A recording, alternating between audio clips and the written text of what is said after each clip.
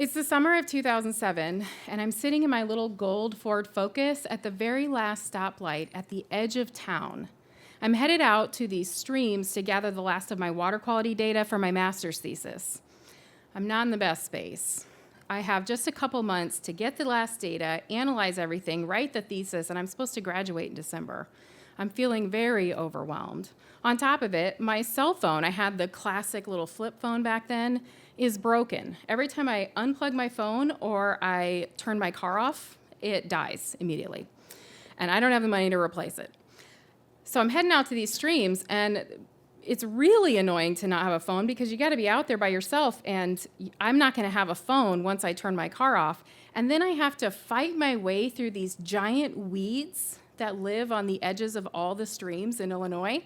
And there are these huge black and yellow banana spiders that build big ornate webs that you have to fight through to get down to the water's edge. So I'm feeling a little stressed out.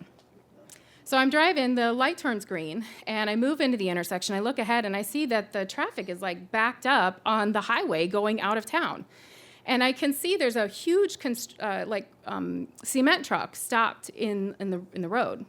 And all the cars are like lined up, and they're going out, and they're going around the concrete truck to keep going. So I wait, I pull up there, I get to my turn, and I look down, and there's a man laying on the side of the road. He's like in the grass, but his feet are like hanging off into the street. And there's like nobody else around, this giant concrete truck and a guy. So I pull my little Ford Focus around the front, park it in front of the concrete truck. I jump out, run back to the guy, and I'm like, hey, are you okay?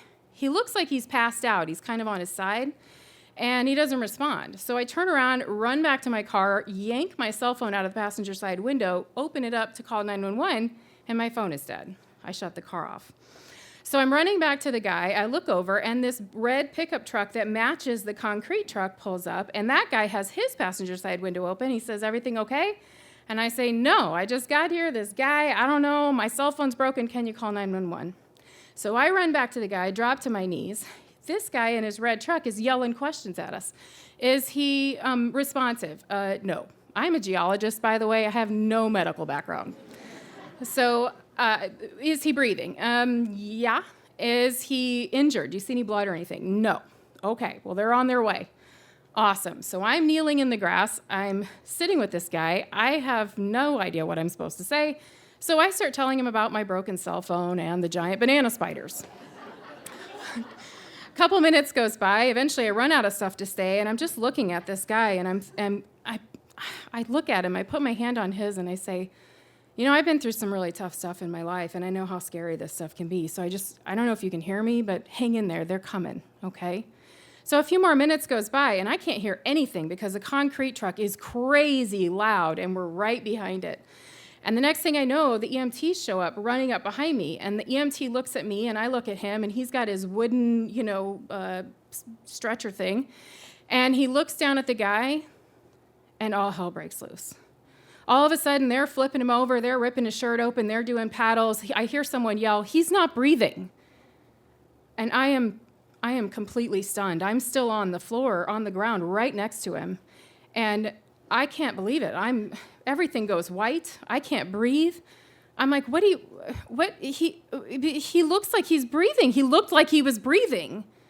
And they work on him for a few minutes. They gather him up. They put him on the stretcher. They take off. The EMT's gathering up the last of the rubber gloves. He looks at me, and I don't know what he said, but he had this look on his face, and it was in that moment that I knew the gravity of this situation was way beyond anything I had imagined. They took him away that day, a man who had passed from a massive heart attack on the side of the road behind his concrete truck. In that moment, I outgrew that college girl that I was. I went from being a girl worried about spiders and cell phones to a girl that had just sat on the side of the road with a man in the last few moments of his life and held his hand. It's been 17 years since that day.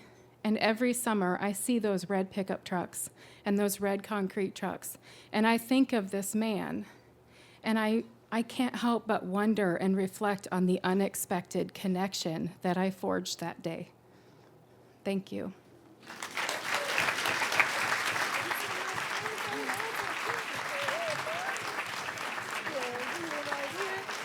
Let's give it up for Joyce